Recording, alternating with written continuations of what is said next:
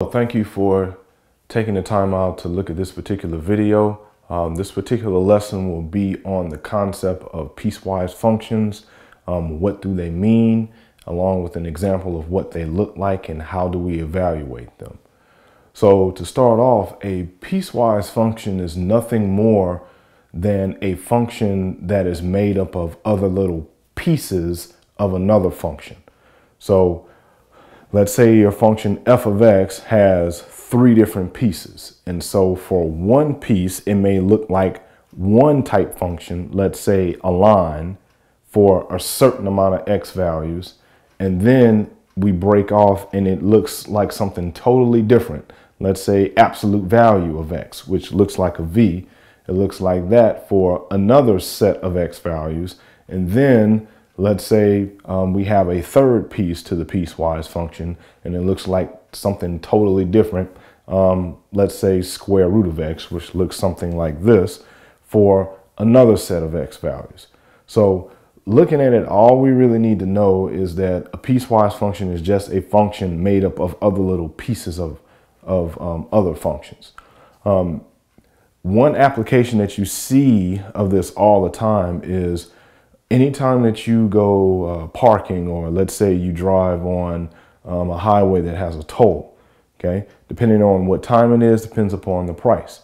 And so if we were to actually write that out to say how much you pay at a particular time, that would come out to be a piecewise type of function in most instances, especially if we have a situation where the time or the amount of money that you pay sort of increases linearly with time.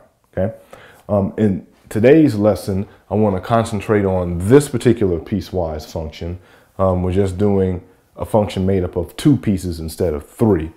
And we want to be able to answer these questions about it.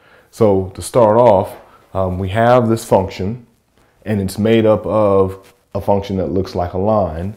And this is a line with a negative slope. And this function looks like this line for these x values. So that's everything that is from negative infinity on your real number line up to right before you get to -2, okay? And then it switches and it starts to look like this line. This is a line with a positive slope. So it looks like this line for values in between 1 to 4. So if we were just visualizing what was going on here with each piece, we would see here that this particular piece at -2, from here going back, this would look like a line with a negative slope. So we would have something that looks like this. And of course, after we get past -2, we sort of have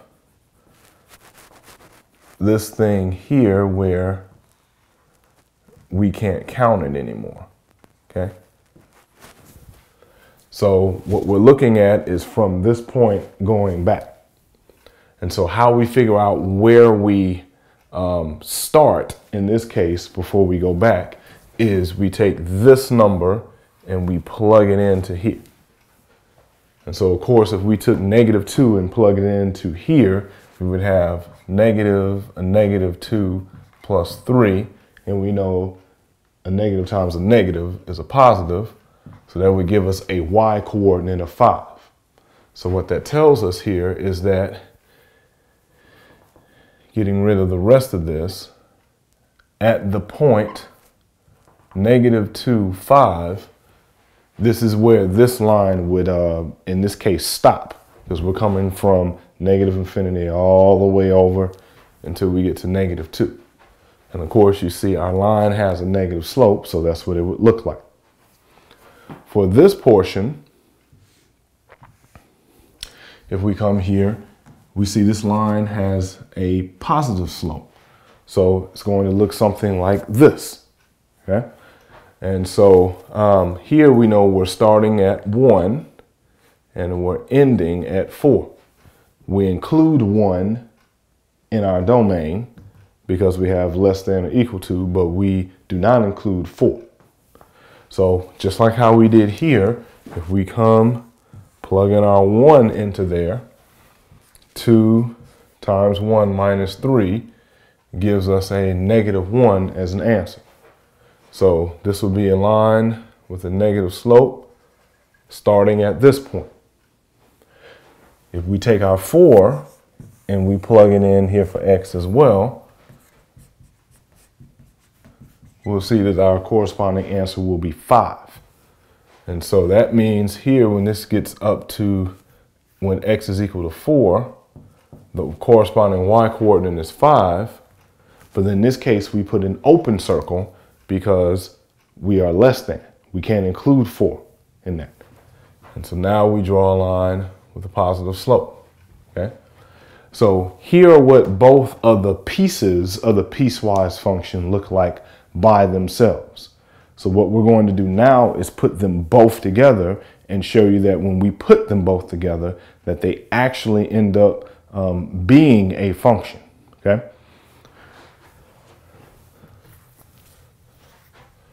So now that we have this, I'm just going to go ahead and put this together now.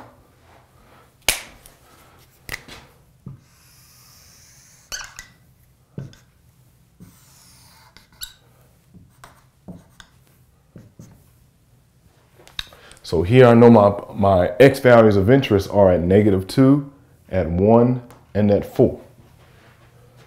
So I'll say here -2, 1, 4. And of course here, when x is really close to -2, that point where we're going to stop our graph at here is at 5. So I'm going to come here, label 5,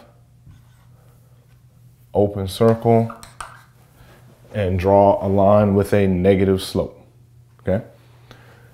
Now, just to make sure that I have another point here, I could plug in a point within this amount of x value. So let's say if I plugged in 3 here, just to get another point. If I plugged in -3, this would be 6. So that could be the point -3, 6 on the graph, just to make sure I'm drawing it nice and straight. For this portion, we kind of already know what it's going to look like.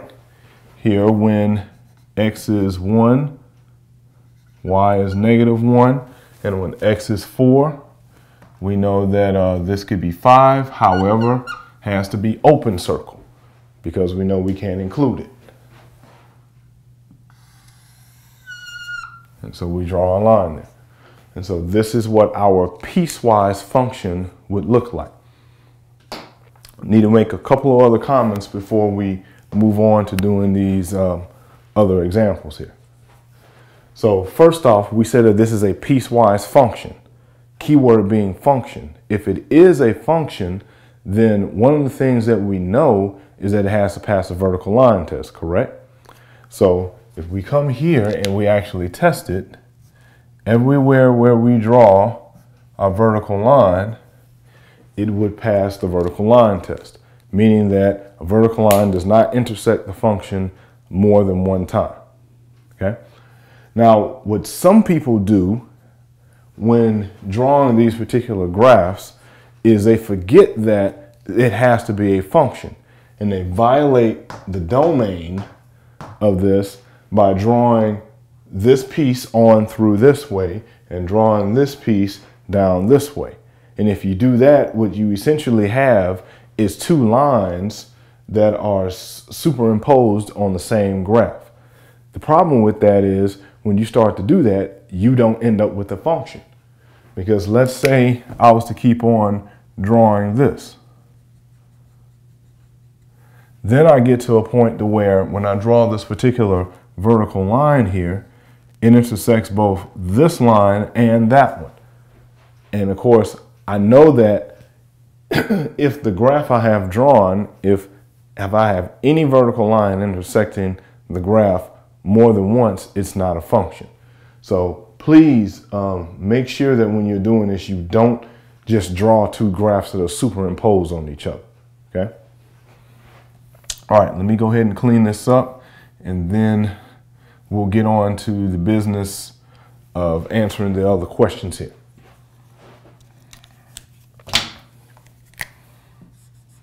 Okay, so we've sketched a graph of what this particular function would look like. So now we want to evaluate this particular piecewise function at all of these x values. And the key to being able to evaluate this correctly is to understand what the domain of the piecewise function is. And so we're going to take a second to actually look at that. So the domain is just the valid x values that we can plug into the actual function. So what this says is, as long as you're an x value that is less than -2, you can plug in that particular value into the function. This also says as long as your x values in between 1 and 4, including 1, but not including 4, then you can plug numbers into me. If you're not any numbers from those two sets, then you can't plug in anything into the function, and therefore your answer is undefined. Okay? So knowing that, the domain of this particular function, if we were to write this in interval notation, would look as such.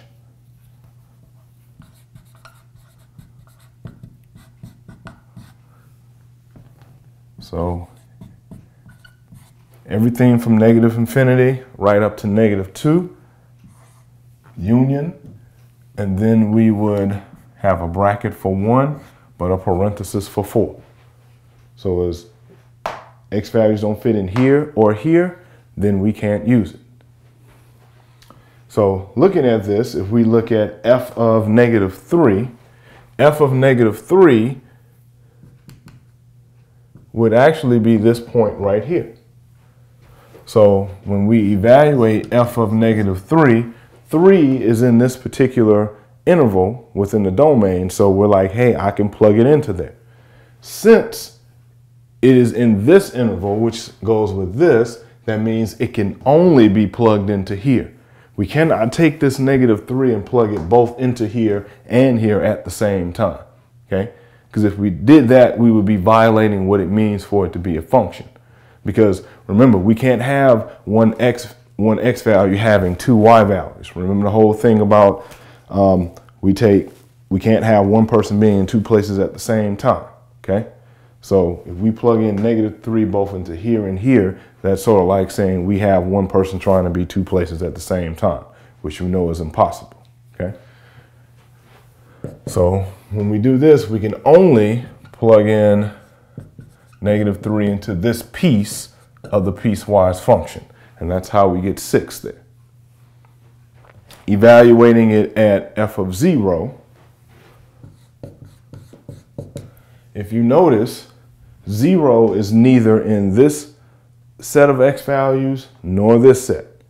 So in this case, this would be undefined.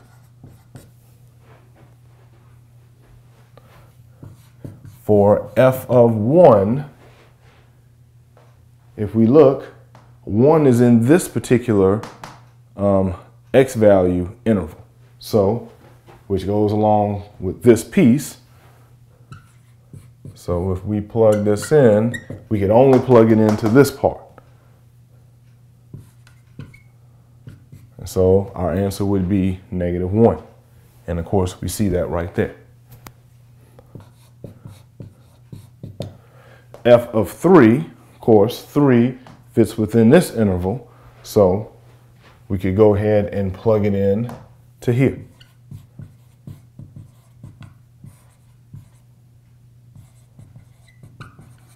So f of 3 would be 3. And then, of course, our last one, f of 5, that means plug in 5 for x.